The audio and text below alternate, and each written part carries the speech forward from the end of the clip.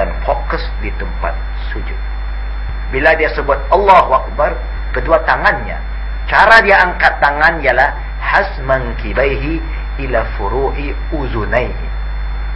Artinya Nabi Muhammad sallallahu alaihi wasallam bila angkat takbir, tangan dia memang dia tak genggam, dia ratakan ataupun dia kembangkan jari-jarinya, kemudian dia angkat jarinya, tangan ini, kedua tangan ini tidak lebih daripada telinga dan tidak terlalu bawah, tetapi di antara hazman kibaihi ila furu'i uzunai, artinya di antara dua bahu ini dengan penghujung telinga. Selepas itu Nabi akan sebut Allahu Akbar. Apa arti Allahu Akbar di sini? Barulah dia mulakan takbiratul ihramnya. Kenapa disebut takbiratul ihram? Takbiratul ihram artinya selepas takbir ini apa yang dihalalkan diharamkan. Itu arti takbiratul ihram. Contohnya sebelum takbir kita masih boleh bercakap-cakap, kita boleh pandang atas, tengok kanan, tengok kiri. Tetapi bila ada takbir, semua yang dibenarkan sekarang adalah haram kerana kita sedang di dalam salat. Nah, selepas kita takbir, kita akan lihat anak kita letak tangan kanannya atas tangan kirinya. Kenapa dia letak tangan kanan atas kiri? Kerana begitulah yang dilakukan oleh Nabi kita Muhammad sallallahu alaihi wa alihi wasallam. Nabi kita Muhammad sallallahu alaihi wasallam telah bersabda, ya, katanya bahawa Nabi kita Muhammad sallallahu alaihi wasallam yada' yumna ala zahri kaffaihi yusra wa ruzghi wasa'id. Bahawa Nabi meletakkan lengan tangan kanan pada punggung telapak kirinya, pelang ataupun pelegelangan dan lengan kirinya. Tetapi beliau terkadang-kadang menggenggamkan jari tangan kanannya pada lengan kiri. Ya, pada umumnya dia ratakan, meletakkan kedua tangan atas dada. Kita ulang balik. Nabi Muhammad sallallahu alaihi wasallam bila dia mengangkat tangannya, dia angkat kedua tangannya hajman kibai ila furu'i uzunain, ya, antara kedua bau itu dengan dua telinga. Lalu Nabi Muhammad SAW akan letak tangan kanan atas tangan kiri, kemudian kedua tangan itu yada'uhuma ala sadri, yada'uhuma ala sadri.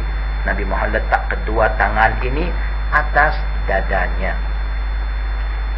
Ini adalah hadis yang sudah jelas sahihnya, yang mana kalau kita cek dalam kitab-kitab hadis tidak dipertikaikan oleh mana-mana ahli hadis, khasnya oleh Abu Daud, Ibnu Khuzaimah, Ahmad, dan oleh Abu Syekh dan Tirmizi menghasankan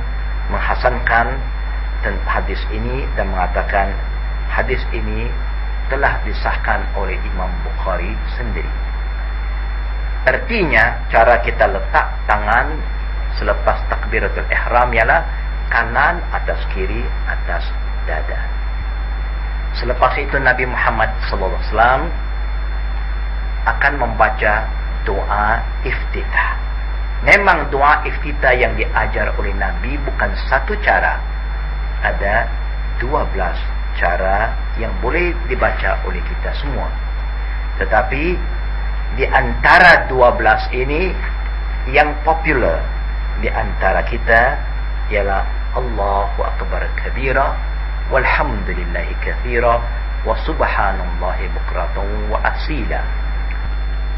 Allahu Akbar kabira walhamdulillahi katsira wa subhanallahi bukratan wa asila. A'udzu billahi as-sami'il 'alim minasy syaithanir rajim. min hamzihi wa nafthihi wa nafthihi. Bismillahirrahmanirrahim. Itu boleh juga dibaca kerana ada dalil-dalil yang sahih mengatakan itu juga di antara doa kita yang dibaca oleh Nabi.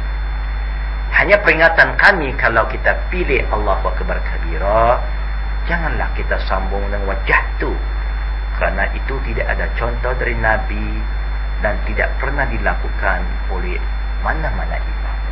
Hatta Imam Abu Hanifah, Imam Malik, Imam Syafi'i dan Imam Ahmad Al-Hambali tak pernah cantumkan Allahu Akbar kabira dengan wajhtu. Kalau kita nak baca wajhtu, terus dengan wajhtu. Kalau kita nak baca Allahu Akbar, berhenti sampai di wasilah.